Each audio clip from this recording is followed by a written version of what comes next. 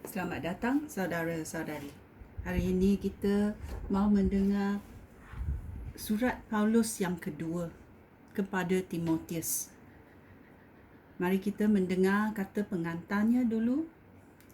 Sebahagian besar daripada surat Paulus yang kedua kepada Timotius mengandungi nasihat pribadi untuk Timotius sebagai rakan sekerja dan penolong yang masih muda. Tema utamanya ketabahan hati. Timotius dinasihati dan digalakkan supaya tetap setia, memberikan kesaksian tentang Yesus Kristus serta berpegang kepada ajaran benar daripada berita baik dan perjanjian lama. Dia harus menjalankan tugas sebagai guru dan mengisytiharkan berita baik walaupun menghadapi penderitaan dan tentangan. Timotius terutama sekali diperingatkan supaya tidak terlibat dalam perdebatan yang tidak mendatangkan faedah. Perkara itu hanya merosakkan fikiran orang yang mendengarnya. Paulus menggunakan kehidupannya sendiri sebagai contoh bagi Timotius, iaitu imannya, kesabarannya, kasihnya, ketabahannya, dan penderitaannya semasa mengalami penganiayaan. Mari kita belajar. Belajar macam mana bersikap seperti Paulus, iaitu melalui iman, kesabaran, kasih, ketabahan dan juga dalam penderitaan semasa mengalami penganiayaan. Kita mesti mengatasi segala kesusahan di dunia ini. Mari kita bermula babak 1. Surat ini daripada Paulus yang menjadi Rasul Kristus Yesus kerana kehendak Allah dan yang diutus untuk mengisytiharkan hidup yang dijanjikan oleh Allah. Hidup itu kita terima kerana bersatu dengan Kristus Yesus. Aku menulis surat ini untuk Timotius, anak aku yang aku kasihi. Semoga Allah Bapa dan Kristus Yesus Tuhan kita mengurniai engkau berkat, rahmat dan kesejahteraan. Paulus menggalakkan Timotius. Ayat 3. Aku bersyukur kepada Allah yang aku sembah dengan hati nurani yang murni, seperti yang dilakukan nenek moyang aku dahulu. Semasa berdoa, aku bersyukur kepada Allah setiap kali aku teringat akan engkau, baik siang maupun malam. Aku ingat akan tangisan kamu dan aku ingin sekali berjumpa dengan engkau supaya aku benar-benar gembira. Aku teringat akan iman kamu yang sungguh-sungguh itu, seperti iman nenek moyang nenek kamu Lois dan ibu kamu Eunice. Aku yakin bahawa engkau pun memiliki iman itu.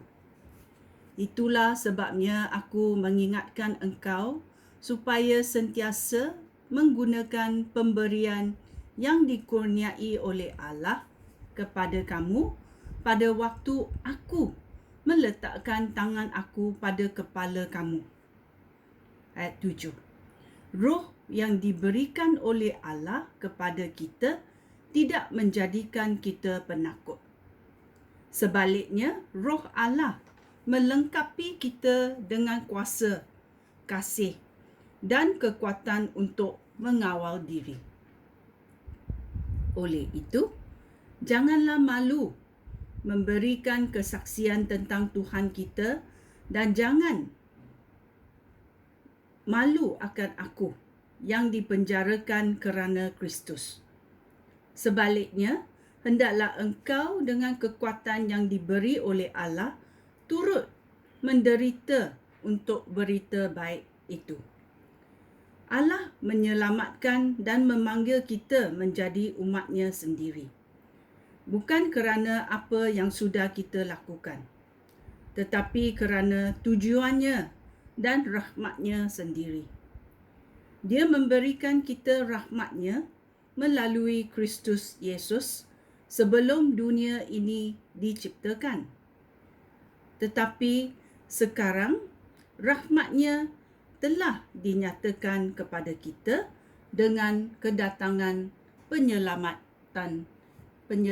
kita, iaitu Kristus Yesus, yang sudah mengalahkan kuasa kematian dan membawa hidup yang kekal melalui berita baik itu.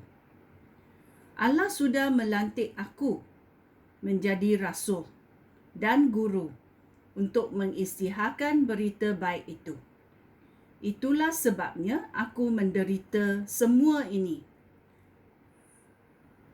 Tetapi aku tetap yakin kerana aku mengenal siapa yang aku percayai.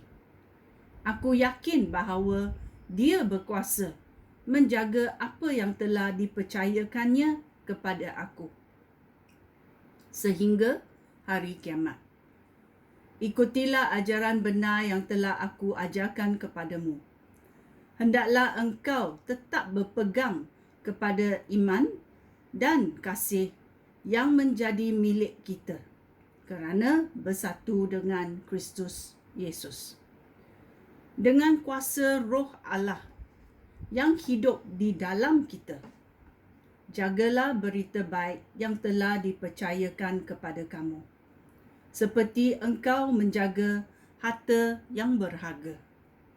Engkau tahu bahawa semua orang di wilayah Asia telah meninggalkan aku, termasuk Figelus dan Hermogenes.